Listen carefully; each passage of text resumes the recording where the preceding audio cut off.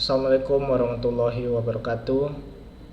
Kami dari kelompok 7 akan menyampaikan materi kami yang berjudul Broadcasting Sales, di mana anggota kelompok yaitu Anissa Muasrani, Nada Afina Mukhtar, dan Muhammad Zaki Farhan. Baiklah, kita mulai saja. Yang pertama akan disampaikan oleh saudari Anissa Muasrani. Kepadanya kami persilahkan. Assalamualaikum warahmatullahi wabarakatuh. Kami dari kelompok 1 akan menjelaskan tentang broadcasting sales yang akan dimulai oleh saya, Anissa Muasrani, dari kelas broadcasting C, semester 6. Sebelum kita masuk ke dalam broadcasting sales, maka kita harus tahu dulu pengertian dari broadcasting. Broadcasting atau penyiaran adalah sebuah proses pengiriman sinyal ke berbagai lokasi secara bersamaan, baik melalui satelit, radio, televisi, dan media lainnya. Broadcasting merupakan salah satu cabang dari ilmu komunikasi yang bergerak di bidang penyiaran. Broadcast sering dikaji tentang cara membuat konten untuk siaran mulai dari praproduksi, produksi, sampai dengan pasca produksi. Bagian yang sangat penting dalam membuat konten penyiaran adalah cara membuat konten yang enak dilihat, didengar, dan informasi yang disampaikan dapat diterima masyarakat. Karakteristik yang dimiliki oleh broadcasting adalah untuk memberi atau membagikan informasi, mendidik, dan menghibur. Selanjutnya, kita harus mengetahui juga pengertian dari sales. Sales yaitu bagian dari suatu perusahaan yang kegiatannya adalah menjual, memastikan produk yang terlihat ataupun tidak. Selain itu, juga berkewajiban untuk menawarkan aset atau produk sehingga bisa terjual dengan harga yang sesuai perencanaan perusahaan, tapi juga diterima oleh konsumen. Jadi, broadcasting sales adalah bagian dari suatu perusahaan yang kegiatannya menjual, memastikan produk yang terlihat ataupun tidak melalui proses pengiriman sinyal ke berbagai lokasi secara bersamaan, baik melalui satelit, radio, dan media lainnya.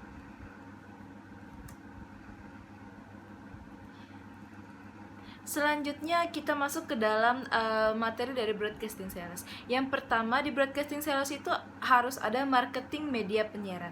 Marketing atau pemasaran media penyiaran merupakan upaya atau tindakan untuk menjual jasa media penyiaran, baik radio maupun televisi serta online. Pengiklanan akan membeli airtime atau waktu siaran yang dijual oleh marketing karena memiliki pendengaran.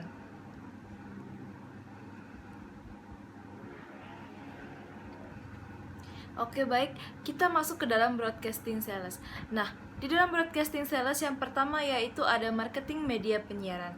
Marketing atau pemasaran media penyiaran merupakan upaya atau tindakan untuk menjual jasa media penyiaran, baik radio maupun televisi serta online.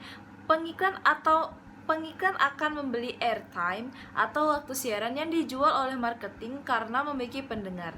Sementara itu, pendengar akan tergerak untuk mengetahui produk yang akan diiklankan dan membeli jika mereka pandang memuaskan kebutuhannya. Marketing media penyiaran tidak hanya membuat atau menjual suatu program, tetapi pemasaran media penyiaran mempunyai tujuan utama yaitu memiliki pasar. Sebab dengan memiliki pasar dapat menjadi lingkaran peneguhan diri dan kita dapat mendominasi bidang tertentu. Artinya, sebuah media penyiaran memiliki ciri khas yang memiliki nilai jual. Karakteristik produk dan jasa yang dimiliki media penyiaran sangat beragam. Sebagian menghendaki cakupan demografi dan psikografi halayak yang luas. Sebagian lagi menghendaki focus atau segmented. Rentang kapasitas anggaran pengiklanan juga beragam. Mulai dari modal raksasa hingga yang mampu membayar beberapa rupiah saja. Selanjutnya yaitu ada segmentasi pasar. Segmentasi pasar adalah pemisah pasar atau konsumen yang heterogen menjadi pasar homogen. Tujuannya agar perusahaan dapat meningkatkan ketepatan penetapan sasarannya.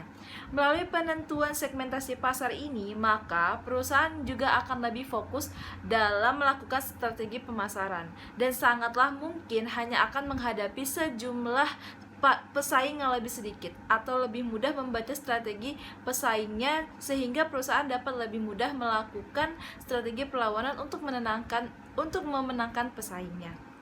Segmentasi pasar dapat dilakukan perusahaan berdasarkan faktor demografis, geografis, dan psikografis atau perilaku konsumen. Segmentasi pasar bagi media akan menempatkan jasanya pada ceruk tertentu.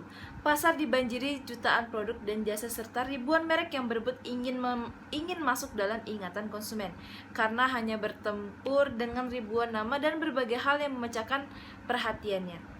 Maka pendengar hanya tahu hal-hal yang memang diinformasikan. Dengan membuat siaran yang khas, konsep positioning akan mengiring ingatan pada jasa penyiaran yang kita buat untuk pendengar.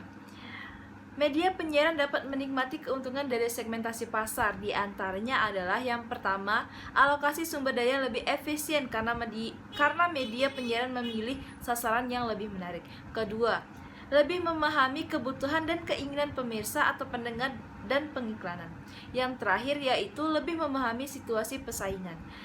Nah, segmentasi pasar tidak bisa dilakukan apabila ukuran pasar terlalu kecil. Untuk kondisi seperti ini, segmentasi hanya menghasilkan segmen yang tidak ekonomis untuk digarap. Selain itu, pasar yang sangat homogen dan heterogen tidak bisa dilakukan segmentasi, karena segmentasi bertujuan untuk mengelompokkan pasar berdasarkan karakteristik yang berbeda-beda. Nah, selanjutnya yaitu ada pemrograman media penyiaran. Nah, di pemrograman ini adalah mengatur dan menyusun materi-materi siaran atau acara-acara yang merupakan hasil produksi media penyiaran. Pengaturan waktu pengudaraannya dilakukan sedemikian rupa yang disesuaikan dengan karakter media penyiaran. Ini bertujuan untuk strategi meraih target audiens yang diinginkan dan diharapkan mampu mengatasi persaingan pasar. Sebelum membuat program, pengelola media penyiaran harus mampu membidik target pendengar atau pemirsanya secara tepat.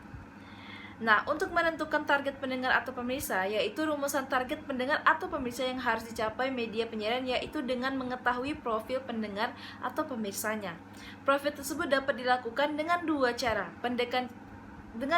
pendekatan, yaitu pendekatan demografi yang berupa pilihan pendengar atau pemirsa wanita atau pria saja atau gabungan. Tingkatan usia yang secara sederhana menggunakan pendekatan. Tingkat pendidikan, status ekonomi dan sosial, profesi, dan pendekatan psikografi merupakan pendekatan akan hal-hal yang sulit diukur dalam batasan konteks demografi. Nah, selanjutnya yaitu ada produk media penyiaran. Nah, di dalam produk media penyiaran ini, setiap organisasi sekurang-kurangnya menghasilkan satu produk dari suatu jenis produk. Produk yang dimaksud bukan hanya berupa barang, akan tetapi juga mencakup jasa, orang, organisasi, dan gagasan. Oleh karena itu, produk yang dijual mempunyai banyak bentuk, dan ini merupakan poin pertama yang paling penting dalam upaya mengembangkan konsep pemasaran. Produk media penyiaran adalah segala sesuatu yang dapat ditawarkan oleh media penyiaran kepada audiens untuk didengar atau ditonton. Beberapa produk media penyiaran antara lain, yang pertama, acara atau program. Yang kedua, airtime, merupakan waktu siaran radio. Yang ketiga yaitu ada format radio atau televisi. Yang keempat ada off-air, merupakan kegiatan untuk mendukung promosi media penyiaran. Yang selanjutnya itu ada audiens, merupakan modal untuk media penyiaran. Dan yang selanjutnya itu ada newsletter atau kartu anggota. Newsletter atau buletin yang diterbitkan secara berkala atau kartu anggota yang berfungsi juga sebagai kartu diskon merupakan bagian dari produk media penyiaran. Strategi ini dapat mendekatkan media penyiaran dengan audiens maupun pengiklan. Nah, selanjutnya ada SMS atau short message system, dapat digunakan sebagai sumber pendapatan media penyiaran. Misalnya, audiens mengirimkan SMS untuk kuis berhadiah. Semakin banyak kirim SMS, peluang menang semakin besar. Program ini dapat dilakukan melalui kerjasama dengan perusahaan yang menangani jasa seluler.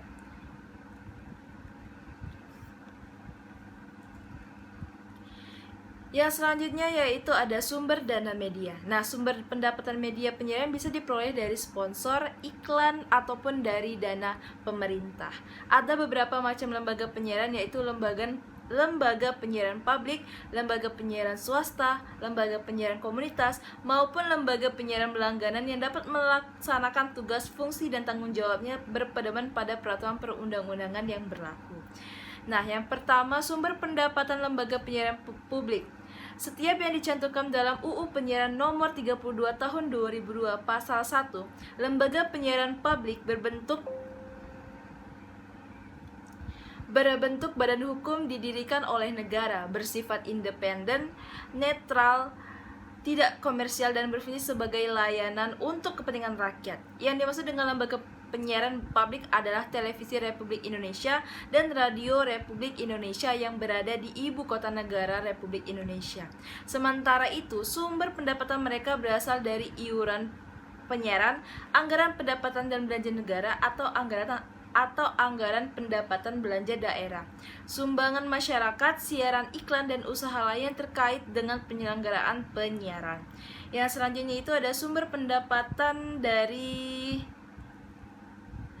lembaga penyiaran komersial. Nah, meskipun semakin padat teknologi, dana yang diperlukan untuk merawat dan menghargai kreativitas untuk siar masih tetap besar. Tanpa kepastian dana untuk jangka pendek, minimal 1 tahun, media penyiaran akan mati sebelum berkembang. Secara tradisional, media penyiaran dihidupi oleh yang pertama sumber dana ekonomis, yang kedua sumber dana politis, dan yang ketiga ada sumber pendapatan lembaga penyiaran komunitas. Menurut Errol Jonathan 2007, radio komunitas telah menerapkan kiat-kiat strategi periklanan tanpa retail card. Alasannya, pendapatan ini sekadar untuk menutup ongkos operasional siaran. Beberapa radio komunitas yang terpantau mengakui tidak mengirimkan tagihan biaya siaran ke pemasang iklan. Mereka hanya menerima uang terima kasih.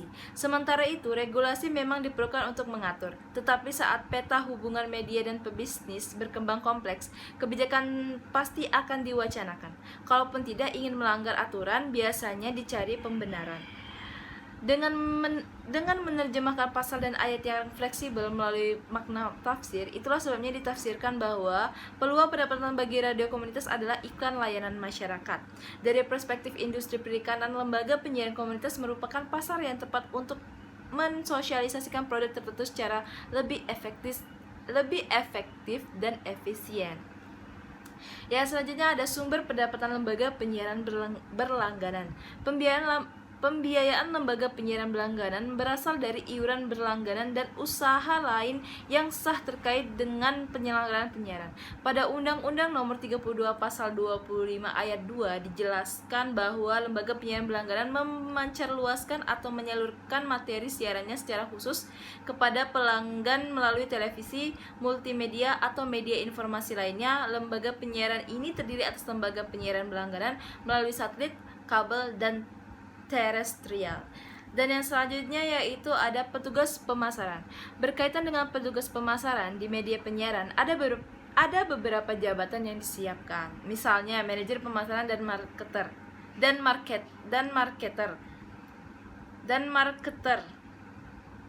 Misalnya manajer pemasaran. Selanjutnya ada petugas pemasaran. Berkaitan dengan petugas pemasaran di media penyiaran, ada beberapa jabatan yang disiapkan. Misalnya manajer pemasaran. Istilah yang digunakan untuk pemasar ini beraneka ragam. Contohnya, marketer juga bisa disebut account eksekutif, marketing eksekutif, marketing support, dan lain-lain. Pada dasarnya tujuannya sama, yaitu menjual produk media penyiaran atau mengajak pengiklan untuk menggunakan media penyiaran sebagai wahana iklan. Manajer pemasaran mempunyai posisi tanggung jawab di dalam operasi iklan maupun ia mengawasi pemasaran waktu siaran iklan dan menghasilkan pemasukan untuk media penyiaran. Ia menyewa dan mengawasi staf pemasaran, menetapkan target penjualan, mengkoordinasi promosi atau kadang-kadang bersama manajer promosi, mengembangkan kartu tarif dari materi pemasaran. Nah, pemasar atau marketer sebenarnya lebih dari sekadar mendistribusikan barang dari produsen ke konsumen. Jika menyangkut jasa tertentu, bukan hanya menjual jasa media penyiaran, misalnya iklan untuk mendongkrak penjualan suatu produk atau jasa. Pemasaran sesungguhnya meliputi semua tahapan, yaitu membantu proses menciptakan iklan hingga mengecek dampaknya bagi khalayak setelah transaksi untuk beriklan terjadi. Nah, mungkin sekian penjelasan dari saya dan akan dilanjutkan oleh saudara atau saudari saya selanjutnya. Saya tutup. Wassalamualaikum warahmatullahi wabarakatuh.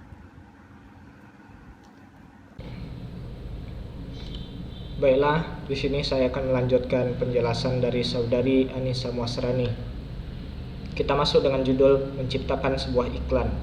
Seperti yang kita ketahui, iklan bertujuan untuk membujuk kita agar tertarik dengan produk mereka. Di sini dalam proses pembuatan iklan dibagi menjadi dua tugas, yaitu tugas marketing yang berhubungan dengan klien dan tugas copywriter untuk menulis naskah dalam dunia periklanan. Baik ia yang menulis naskah iklan untuk media penyiaran maupun media cetak, copywriter juga bertindak sebagai sutradara atau produser yang diharapkan mampu menciptakan suasana dan gaya penyampaian pesan iklan yang santai namun memikat tanpa harus berlagak sopan santun. Intinya menarik tapi tidak merendah gitu ya. Copywriter biasanya dibantu oleh art director atau visualizer,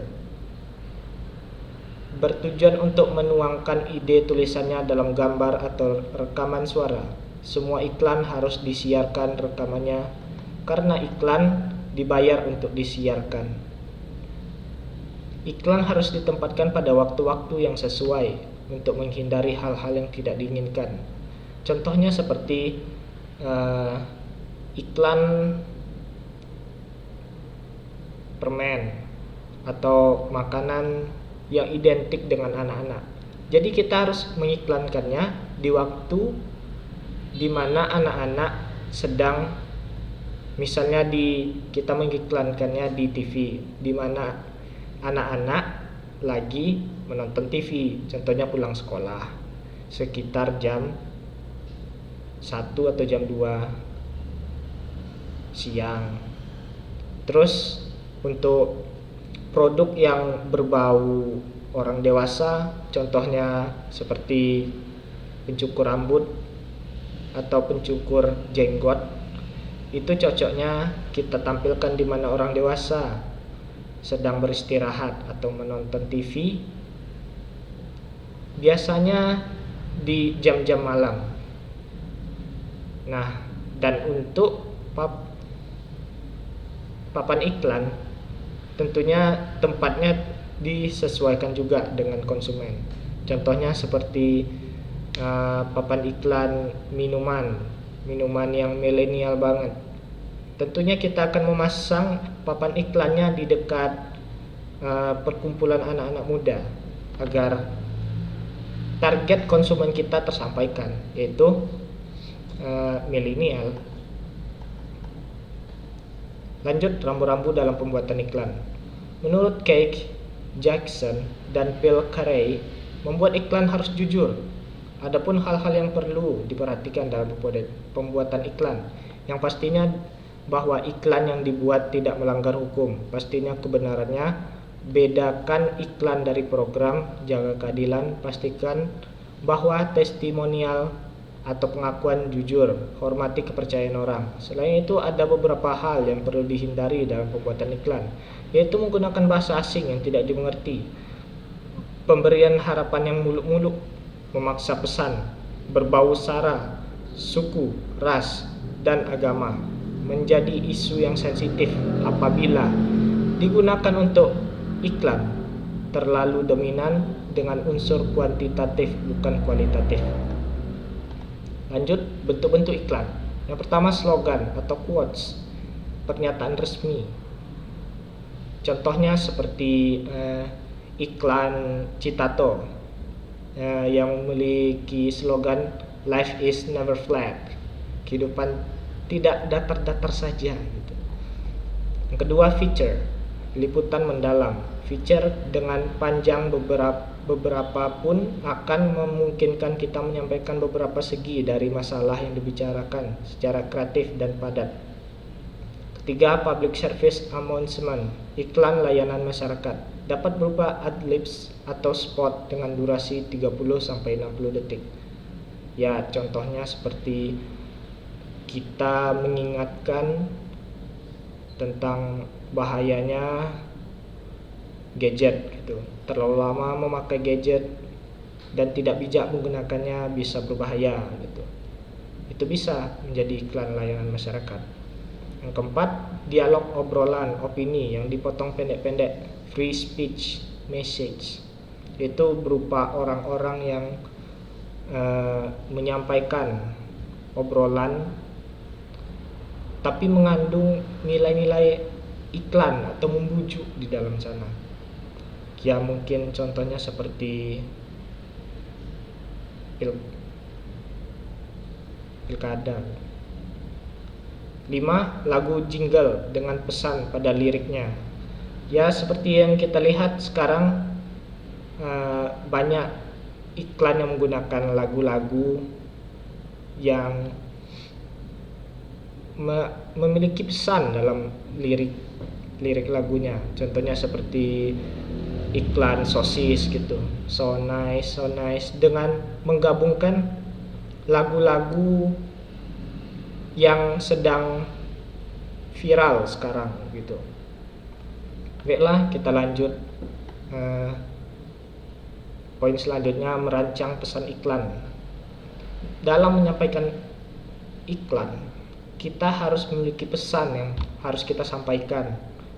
Takkan kalau kita membuat iklan, masa nggak ada hal yang mau kita sampaikan gitu. Setidaknya poin yang kita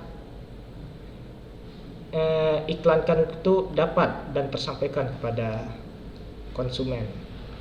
Hal yang pertama yang dilakukan oleh copywriter adalah memilih sasaran audiens dan respon apa yang diinginkan oleh pengiklan. Pada dasarnya konsep kreatif iklan harus kreatif dalam komunikasi, pemasaran, atau periklanan adalah gagasan dasar atau basic idea. Suatu pesan komunikasi yang antara lain dimaksud untuk membedakan produk kita dengan produk pesaing. Selanjutnya adalah membuat pesan yang ideal, yaitu isi pesan harus menarik perhatian audiens, menimbulkan minat, memicu keinginan, mendorong orang untuk berbuat. Untuk mencapai kedua syarat tersebut, dampak pesannya tidak hanya tergantung pada apa yang disampaikan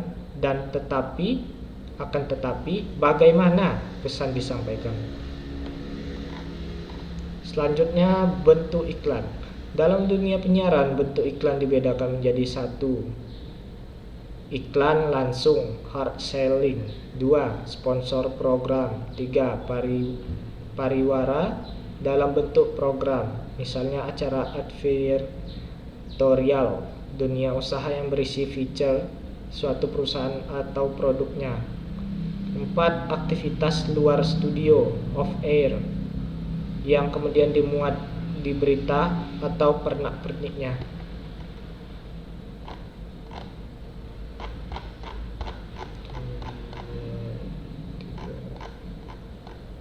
Tujuan iklan. Dalam menyampaikan iklan, tentu saja ada tujuannya. Dalam perkembangannya, tujuan iklan bukan hanya untuk meraih konsumen, atau bisa dibilang hard selling, tetapi menjadi pendorong hasrat konsumen untuk loyal pada merek, brand, image. Bukan sekedar mengkonsumsi produk atau menggunakan jasa. Iklan merupakan alat utama dalam brand strategy, kampanye, untuk menciptakan image suatu produk. Iklan terbagi menjadi 3 bagian. Yang pertama, iklan informatif. Iklan ini dianggap sangat penting untuk meluncurkan kategori produk baru. Tujuannya adalah menginformasikan pasar mengenai keberadaan suatu produk baru, memperkenalkan cara pemakaian baru dari produk tertentu, menyampaikan perubahan harga pada pasar, menjelaskan kerja suatu produk, menginformasikan jasa-jasa yang disediakan perusahaan, meluruskan kesan yang keliru, mengurangi kekuatan dan kekhawatiran calon pembeli, membangun citra perusahaan. Iklan persuasif merupakan iklan yang mempengaruhi atau membujuk konsumen. Tujuannya adalah membentuk pilihan merek, mengalihkan pilihan ke merek tertentu, mengubah persepsi pelanggan terhadap atribut produk, mendorong pembeli untuk membeli saat itu juga, mendorong pembeli untuk membeli saat itu juga, mendorong pembeli untuk menerima kunjungan wiraniaga. Yang ketiga, iklan yang bertujuan mengingatkan, reminder advertising. Lebih cocok digunakan untuk produk yang sudah memasuki tahap kedewasaan. Iklan ini ditujukan kepada pembeli atau calon pembeli prospek supaya tidak melupakan produk. Tujuan iklan mengingat: 1. Mengingatkan pembeli bahwa produk yang dibutuhkan tersedia dalam waktu dekat. Mengingat pembeli akan tempat-tempat outlet penjualan. Membuat pembeli tetap ingat walaupun tidak ada promosi harga murah. Menjaga agar ingatan pertama pembeli jatuh pada produk perusahaan itu. Selanjutnya, pesan iklan. Pesan iklan seharusnya bermula dari konsep produk yang kuat, sebab yang hendak dikomunikasikan dalam pesan adalah benefit produk. Dalam perjalanan waktu, pemasar dapat mengubah-ubah pesan iklan, khususnya jika konsumen merasa benefit yang lama sudah tidak dipersepsi sebagai faktor diferensial produk dan ingin menggali benefit baru yang berbeda dari produk tersebut. Penulis iklan memang dituntut untuk kreatif. Sehubung dengan hal itu, biasanya digunakan beberapa metode yang digunakan, yaitu metode induktif, dilakukan dengan cara mewawancari pelanggan, dealer, pakar, dan bahkan pesaing. Sedangkan metode deduktif, yaitu ide kreatif iklan didapat atau digali dari kerangka ide.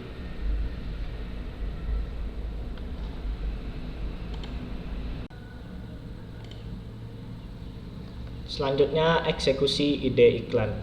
Eksekusi adalah kombinasi berbagai cara yang dimunculkan bersamaan dengan approach untuk menarik perhatian. Bagian ini disebut juga dengan kreatif karena akan sangat dipengaruhi oleh kreativitas pembuatan iklan. Kreativitas menyangkut style, tone, dan format. Style pesan dapat disampaikan melalui berbagai gaya, seperti satu cuplikan peristiwa kehidupan atau slice of life, menunjukkan seseorang atau beberapa orang menggunakan produk dalam keadaan sebenarnya. Yang kedua, gaya hidup, lifestyle, menekankan kesesuaian produk dengan gaya hidup tertentu. Yang ketiga, fantasi, menciptakan fantasi sekitar produk atau penggunaannya. Yang keempat, mood or image, menciptakan citra sekitar produk. Musikal. Yang selanjutnya, musikal, menggunakan latar belakang musik untuk seluruh iklan. Yang keenam, simbol kepribadian, menciptakan atau mengaitkan simbol kepribadian dengan produk.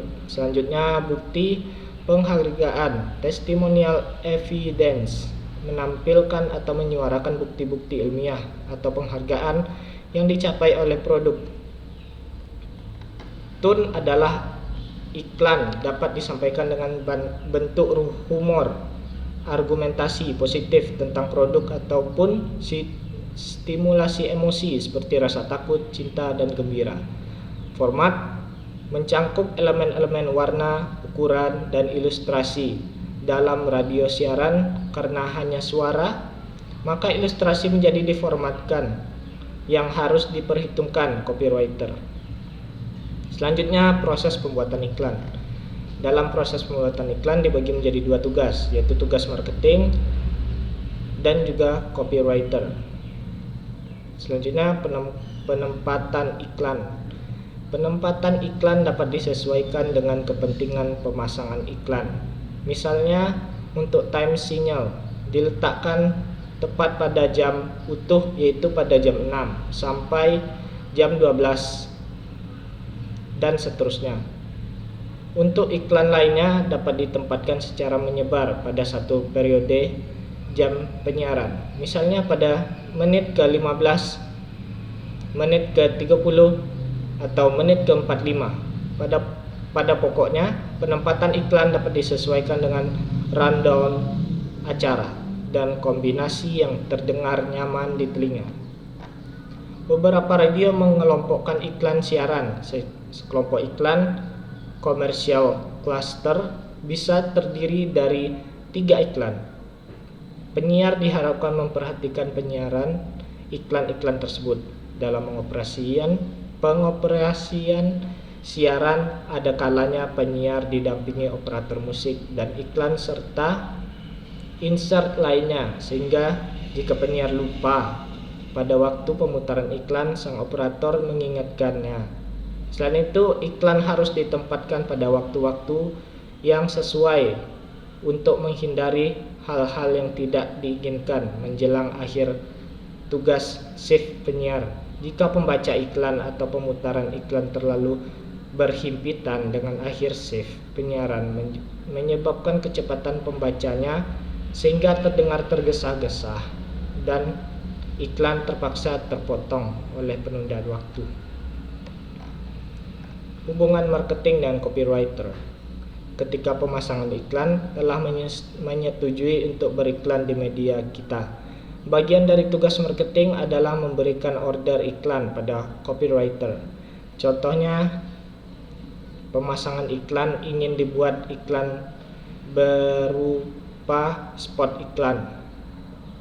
Selanjutnya, copywriter akan memproses pembuatan iklan dengan hasil akhir berupa spot iklan. Proses pembuatan spot iklan dimulai setelah teks iklan telah dibuat berupa skrip iklan. Setelah itu, skrip iklan yang dibawakan oleh voice talent dan ilustrasi musik direkam. Rekaman dapat dilakukan dengan menggunakan program Cool Edit Pro atau Premiere Pro atau aplikasi sejenisnya. Setelah perekaman dilakukan dan mixing sekaligus editing rekaman, hasil akhir setelah editing adalah berupa spot iklan. Selanjutnya, memilih ilustrasi musik dan sound effect. Ilustrasi musik dan sound effect merupakan hal yang penting dalam iklan media elektronik. Musik dan sound effect biasanya mampu meningkatkan memorability, daya ingat terhadap pesan iklan. Ada kalanya iklan radio atau televisi hanya terdiri dari lagu atau jingle yang sengaja dikomposit. Namun ada juga lagu atau ilustrasi musik yang diambil dari library studio rekaman. Contohnya seperti iklan Partai Perindo. Mereka membuat musik sendiri dan cukup menarik perhatian karena saya banyak mendengar orang menggunakan lagu mereka atau menyanyikan lagu mereka, dan secara tidak langsung kita sudah mengiklankan partai mereka. Selanjutnya, menentukan media iklan. Walaupun tugas pokok media penyiaran adalah menjual program radio ataupun televisi, akan tetapi perlu dipahami pula berbagai upaya untuk membantu klien agar iklannya sesuai dengan sasaran. Salah satu yang ditanyakan pemasang iklan adalah rating. Rating adalah sebuah alat atau metode untuk mengetahui efektivitas siaran untuk semua bentuk penyiaran. Rating lebih banyak digunakan untuk media penyiaran karena rating biasanya dibuat oleh lembaga survei swasta yang berbiaya relatif mahal. Baiklah, itulah hasil dari penjelasan kami tentang broadcasting sales. Terima kasih kepada teman-teman yang sudah menonton. Saya dan kelompok 7 mohon maaf apabila ada kesalahan. Saya tutup dengan Assalamualaikum warahmatullahi wabarakatuh.